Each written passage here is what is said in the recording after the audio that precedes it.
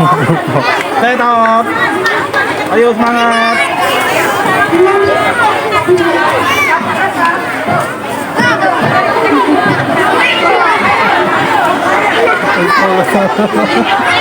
Ayo ulang, nggak apa-apa, ulang. Ulang lagi. Ada tekniknya. Ayo ulang lagi. Assalamualaikum warahmatullahi wabarakatuh. Kabut asap, siang hari kau menuputi matahari kami, malam hari kau menuputi bulan kami. Kau seperti derita bagi kami, udara terasa sesak untuk kami. Penglihatan kami jadi terhalang karena tebarnya dirimu. Aktivitas dan sekolah kami jadi terganggu. Semoga dirimu segera menghilang asap, biar kembali bisa hidup sehat dan beraktivitas kembali. Olehku, saya ucapkan wassalamualaikum warahmatullahi wabarakatuh.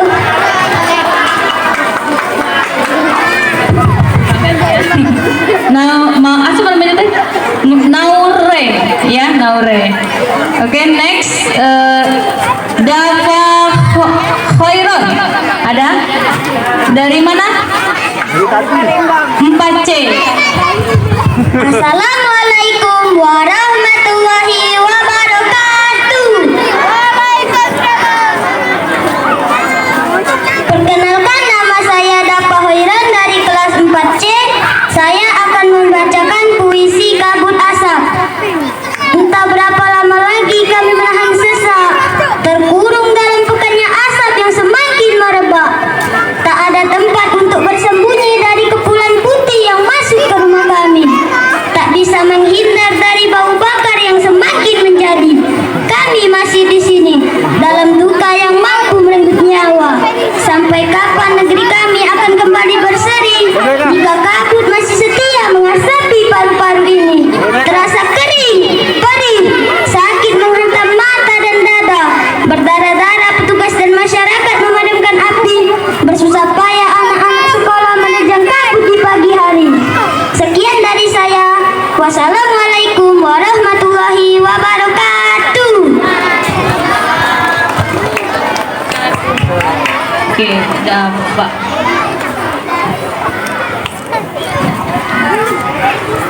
Selanjutnya peserta dengan nama Dian Paramita dari kelas 3D.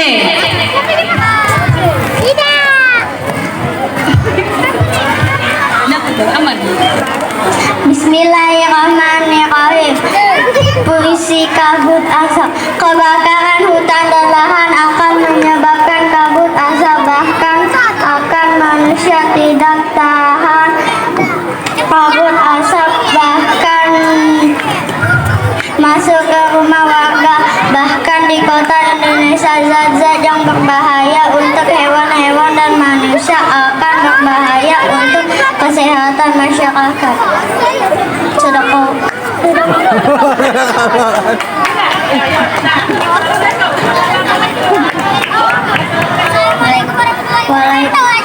Assalamualaikum warahmatullahi wabarakatuh. Sudah, Elvin.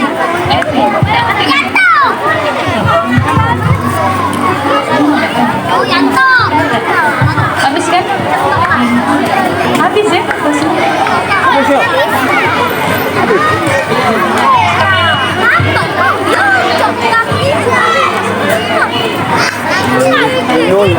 Bu Elisa, masih ada pesertanya, Bu?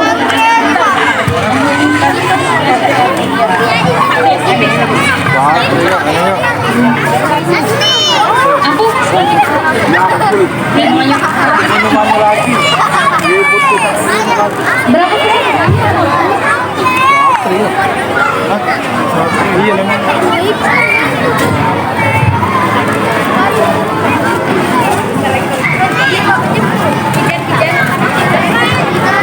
Oke, untuk lomba baca puisi telah selesai. Tepuk tangan dulu dong. Iya, kasih aplaus dulu semuanya. Selanjutnya kita akan beralih ke lomba Rajin. membaca ya, membaca indah dengan juri Ibu Imei dan Ibu Eka. Bersiap-siap untuk yang mengikuti lomba membaca indah. Coba angkat tangan. Angkat tangan. 1, 2, 5. Iya. Kita mulai ya. Yang pertama, Kuni Mutmainah. Kelas 5B. Maina. Maybe. Assalamualaikum warahmatullahi wabarakatuh.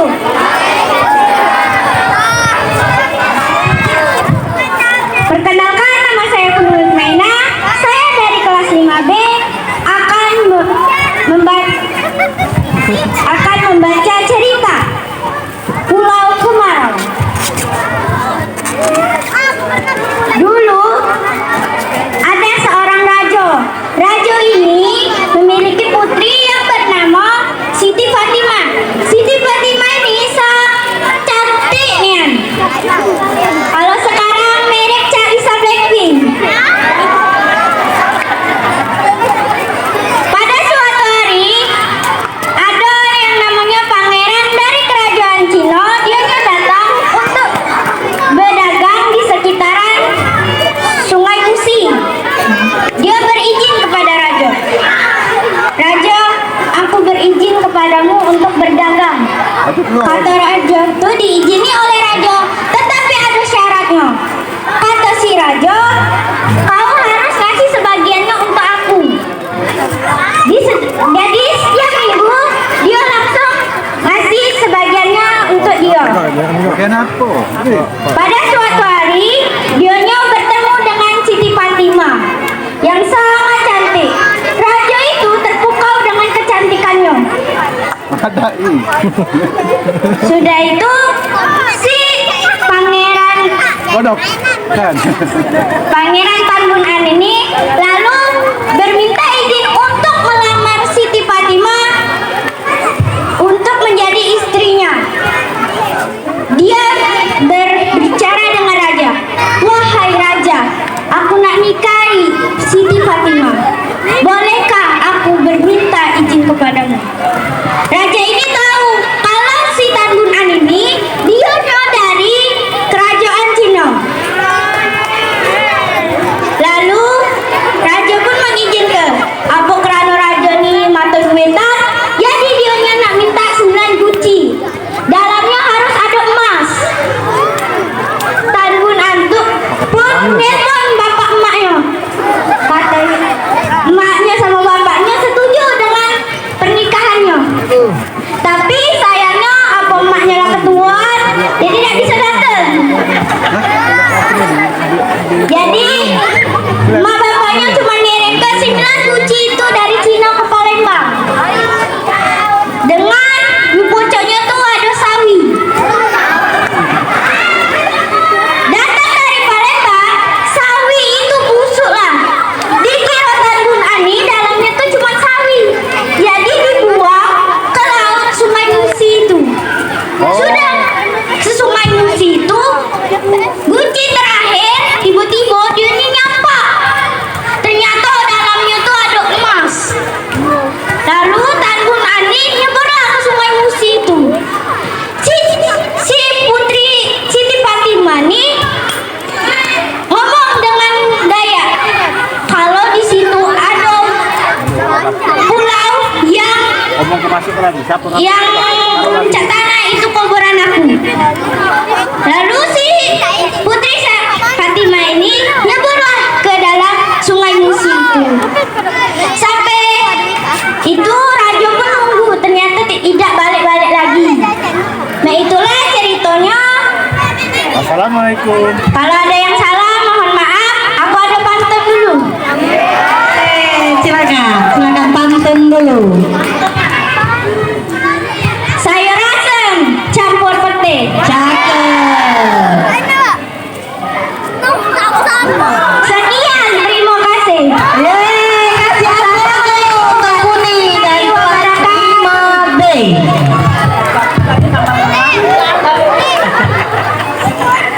Iya.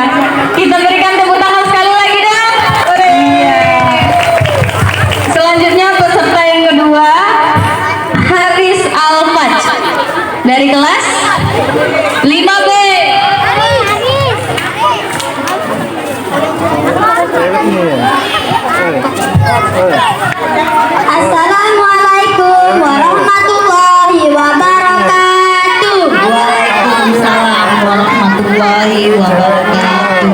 Saya Ahmad Haris Al-Fajar, saya dari kelas 5B akan menceritakan dongeng tentang Pulau Kemarau. Pulau Kemarau. Mau lagi apa? Jalan-jalan ke Cinde coba tadi. Ada seorang putri raja yang bernama Siti Fatimah yang disunting oleh saudagar Tiongkok yang bernama Tan Bun An. Siti Fatimah diajak ke daratan Tionghoa untuk menemui orang tua Tan Bun An. Selang beberapa waktu, Tan Bun An beserta istri berpamitan untuk pulang. Mereka dihadiahi 7 buah guci. Mereka pulang. Mereka telah sampai di perairan Musi. Tidak banyak berpikir, Tan Bun An langsung mengecek isi guci-guci tadi. Ternyata isinya hanya sawi-sawi. Dan Tan Bun An membuangnya ke sungai Musi. Pas guci terakhir, gucinya jatuh, terus pecah. Ternyata isinya adalah emas. Dan Tan Bun An terjun ke sungai untuk mengambil emas-emas tadi. Tapi Tan Bun An tidak muncul. Dan Siti Fatimah pun ikut terjun. Selesai. Wassalamualaikum warahmatullahi wabarakatuh. Iya, kasih untuk Farid. Oke. Selanjutnya peserta dengan nama Hanifah Muslimah. Hanifah Muslimah dari kelas 4A.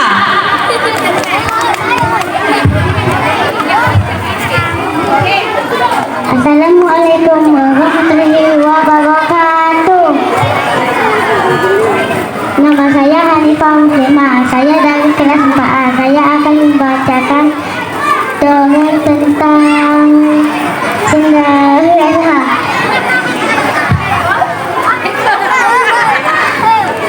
Di sebuah kota kecil ada gadis cantik bernama Cinderella. Cinderella mempunyai ibu tiri dan kedua kakak tiri. Cinderella selalu disiksa oleh ibu tiri dan kedua kakak tirinya.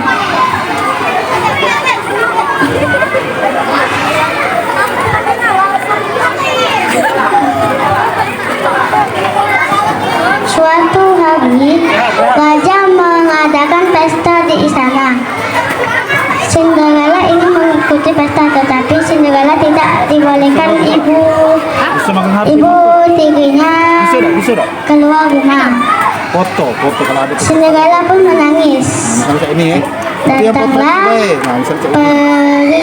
peri itu ketika melihat Cinderella menangis. Lalu peri itu memberikan gaun, sepatu kaca dan kendaraan agar cepat sampai di istana.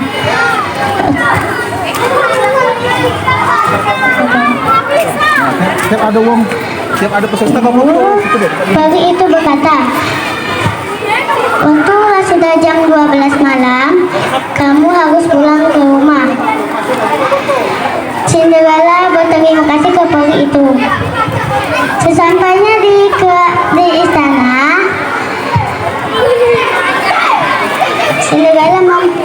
Cinderella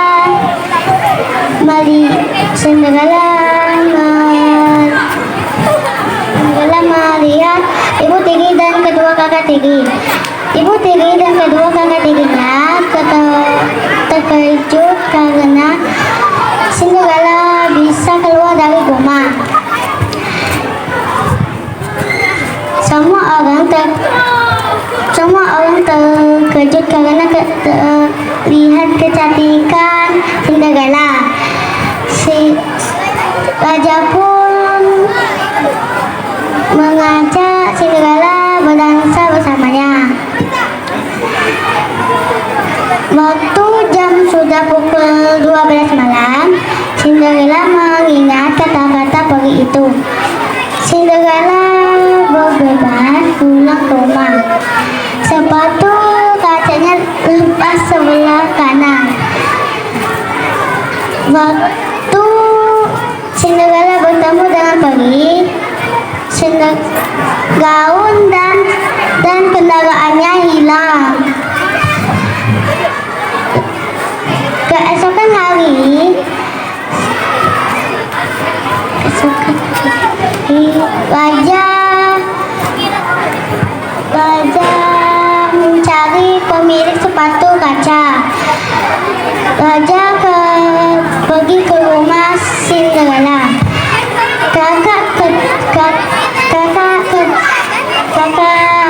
Kedua kakak itu tidak membolehkan Cinderella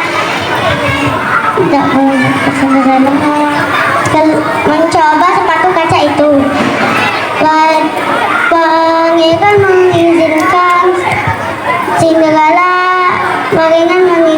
Cinderella mencoba sepatu itu. Sepatu itu muat di kaki Cinderella. Pangeran terkejut karena Cinderella pas di kaki. Sepatu kakinya pas di kaki Cinderella. Lalu pangeran membawa Cinderella ke istana. Pangeran menjadikan Cinderella istrinya. Lalu Cinderella hidup bahagia bersama pangeran. Waalaikumsalam warahmatullahi wabarakatuh.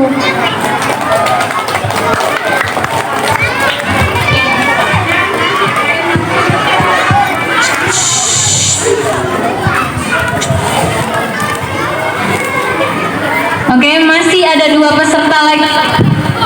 Masih ada Feni dengan Zafira. Iya. Kita akan melanjutkan dengan peserta yang bernama Feni Rahmawati. Assalamualaikum warahmatullahi wabarakatuh. Perkenalkan, nama saya Feni Rahmasari, kelas 4A. Hari ini saya akan berdongeng tentang sepatu merah ajaib. Pada suatu hari, ada anak yang tinggal di desa yang kecil. Dia bernama Rania. Rania memiliki ibu yang tidak mampu. Rania hanya memiliki sepatu kayu buatan ibunya. Pada suatu hari, Rania pergi ke kota untuk membeli obat-obatan ibunya. Rania melihat di suatu tong sampah. Dia melihat ada sepatu merah ajaib. Sepatu merah. Rania pun mengambilnya karena sepatunya sangat bagus dan cantik. Saat sampai di rumah, Rania berbicara kepada ibunya. "Ibu, aku menemukan sepatu merah sepatu merah yang sangat cantik dan bagus." Ibu Rania pun menyuruh Rania untuk membuang sepatunya karena itu bukan miliknya. Lalu saat Rania pergi ke kota lagi untuk membeli obat-obatan ibunya, Rania menemukan lagi sepatu tersebut.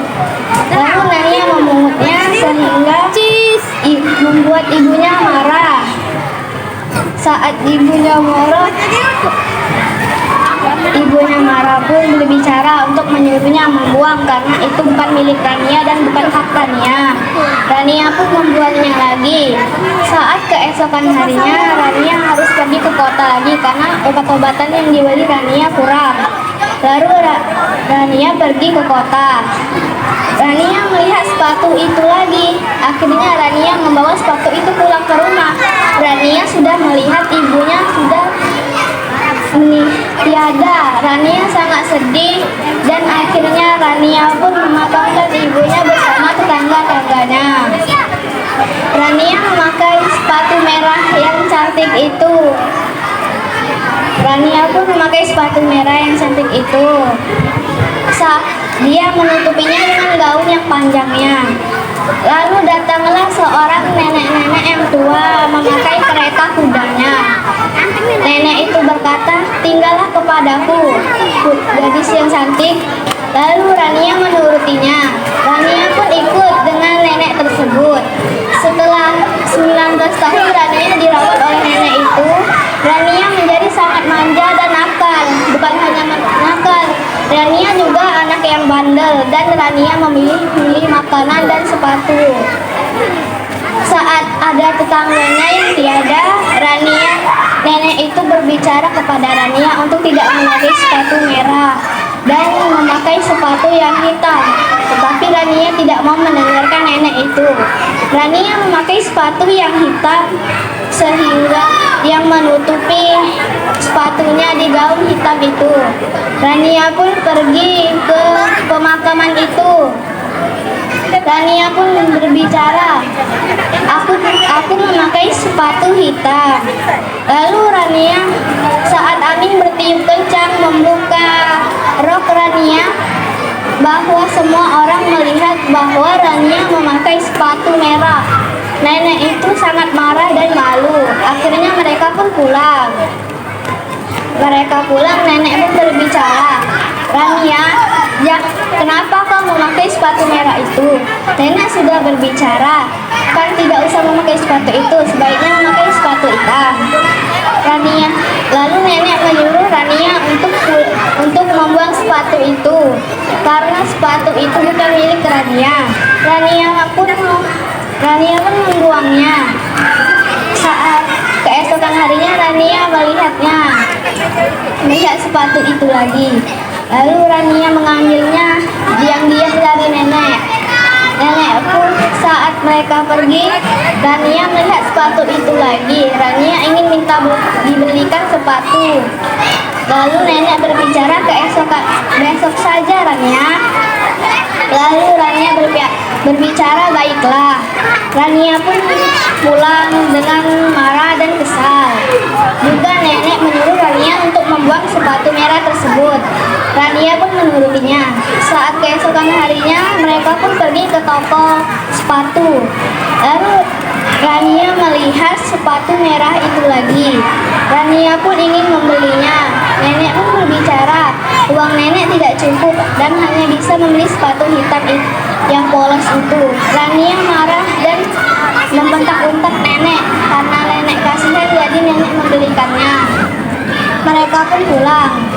Rania langsung memakai sepatu itu dengan gembira dan riang. Pada suatu hari, Rania dilamar oleh sang pangeran. Rania berbicara, "Ayo." Lalu Rania tidak berhenti menari sepanjang malam dan berhari-hari. Rania meminta maaf kepada sepatu itu, tapi sepatu itu tidak henti-henti menari, membuat Rania kesakitan dan tidak tidur semalaman. Rania pun meminta maaf berulang kali.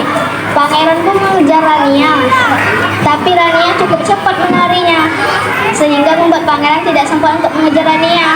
Rania menari sepanjang malam dan sepanjang hari.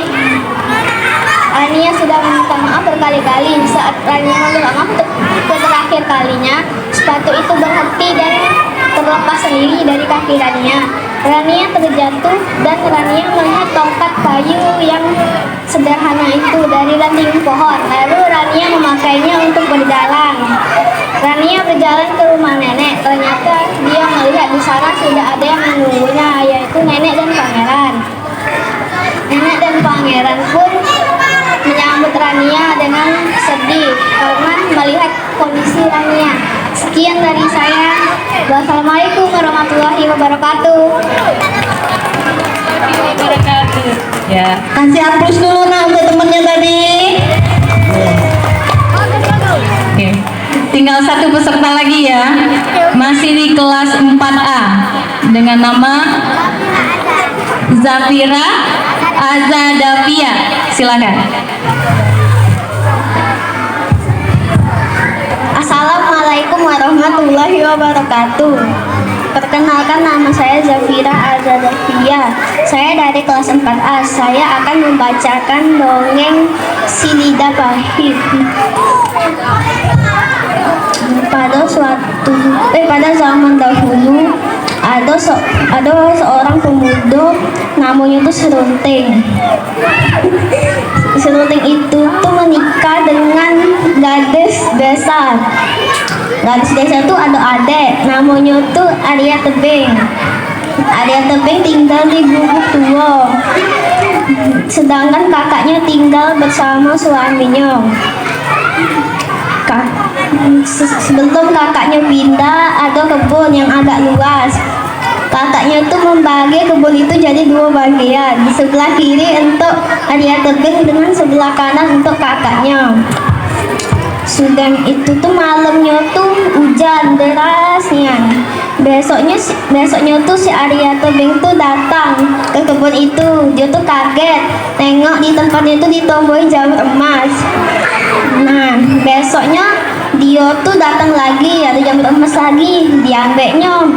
Di hari ketiga tuh Serunting tuh diam-diam melok isi Arya Tebing ke kebun tadi. Si Arya Tebing tuh marah si Serunting tuh marah ke Arya Tebing. Soalnya di tempat dia tuh ditumbuhi jamur biasa baik. Di tempat Arya Tebing ditumbuhi jamur emas. Si Serunting nih ngajak Arya Tebing tuh gagal. Nah, sudah itu tuh Arya Tebing tuh minta waktu seminggu. Dikasihnya lah oleh Serunting waktu seminggu. Sudah itu tuh dia tuh nanya dan kakaknya apa kelemahan si Serunting. Kelemahannya tuh adalah nombak daun.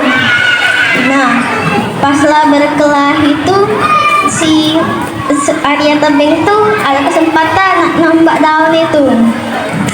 Si Serunting pun nyampak.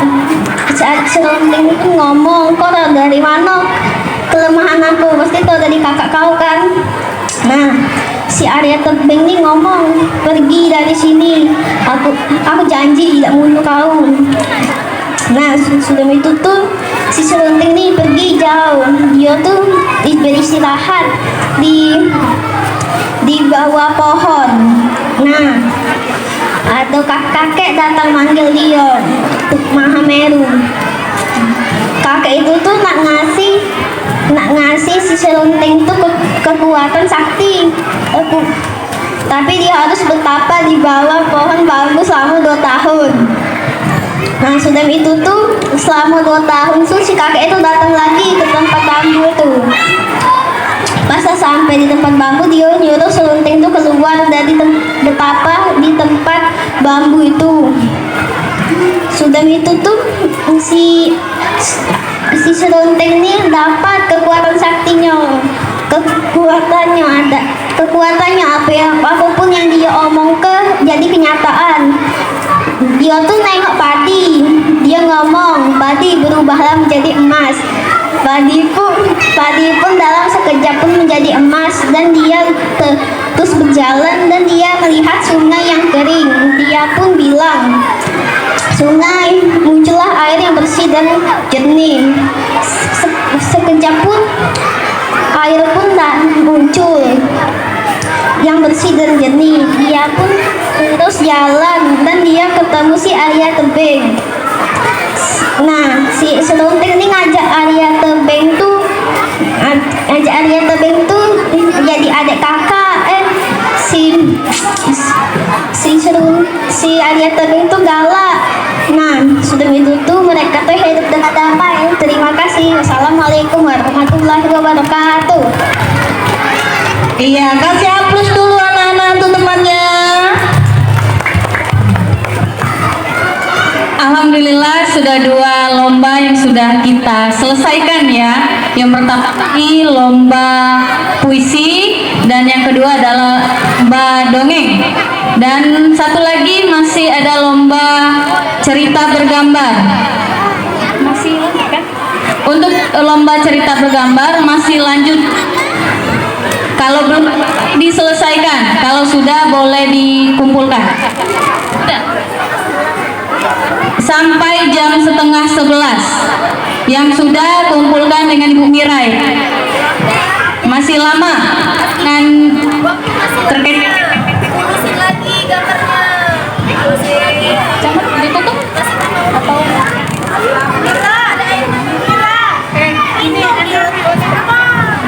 Apanya gambar? Ya, baik dulu di kantor di perpustakaan. Ini peserta puisi tadi udah keluar semua ya? Udah ada lagi? Coba, masih ada orangnya. Coba lihat. Mana ini? Mana lihat puisinya? Ya, ini karangan dewek bukan? Ini buatan dewek. Apa nyontoh di internet? Buatan dewek bener. Judulnya Puisi Kabut Asap Sedih. Nah, bukan puisi kabut asap sedih, kabut asap sedih. Dia ini ya Bu Cotet.